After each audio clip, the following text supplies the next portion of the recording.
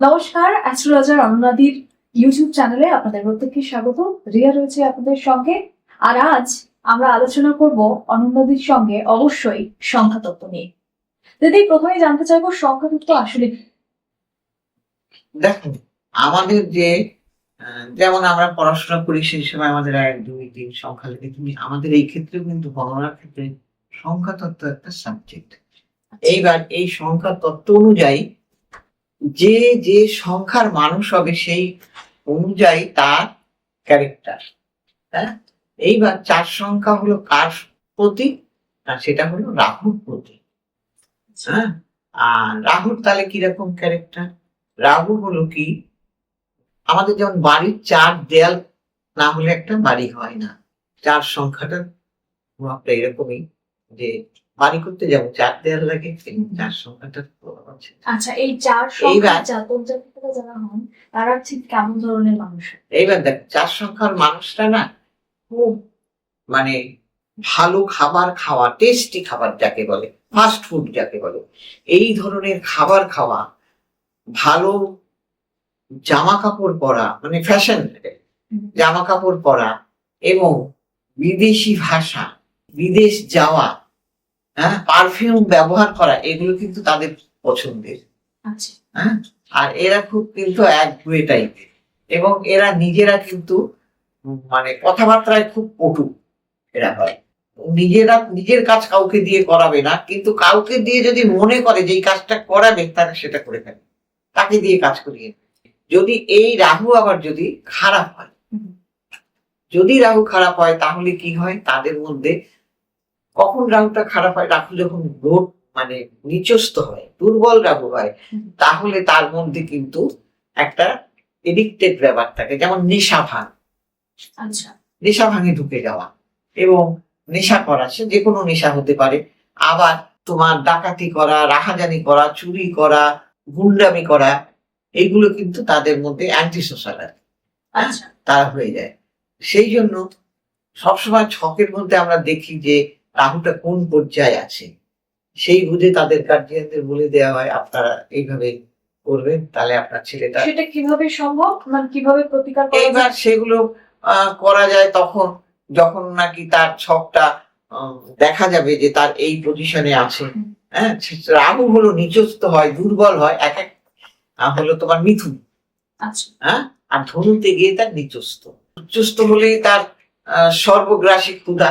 রাহুর যেমন মাথা আছে, ধর নেই, মানে দেহটা নেই, তাকে তুমি যাই দাও সেই জন্য সে সব গিলে ফেলবে। তার মানে তার চাহিদার আর শেষ নেই, মানে এইটা খাচ্ছে তো ওইটা, ওইটা খাচ্ছে তো এইটা, মানে অফুরন্ত খিদে তার মধ্যে। হ্যাঁ, এই মাথা আছে, ধর নেই, যার জন্য সব বেরিয়ে যাচ্ছে। হ্যাঁ, তো সেই কারণে রাহুর চাহিদা খুব অত্যন্ত। হ্যাঁ, আর যখনই ওই যে ইগুলো হয়, ওই নিচস্থ হয়ে যায়, তখন আবার মঙ্গলের সঙ্গে যদি রাহু ব্যক্ত হয়ে গেল, তখন সে শৃঙ্খল হয়ে গেল, বেপরোয়া টাইপের, সে কাউকে মানবে না, পরোয়া করবে না। হ্যাঁ, তো সেই কারণে এই রাহুকে সবসময় ঠিক রাখতে হবে।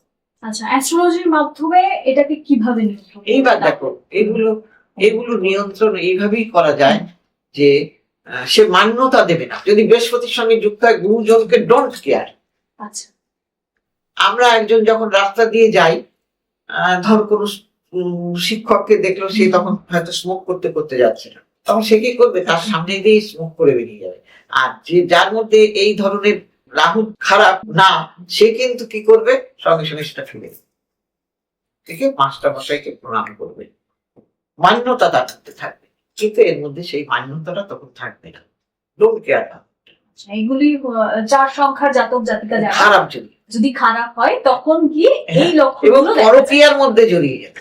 আচ্ছা, পরকীয়ার সব যদি দেখো, আমরা কিভাবে বুঝি? আমার তো সবসময় আমি ছক বিচার না করে, পুষ্টি বিচার না করে কিছুই করি না।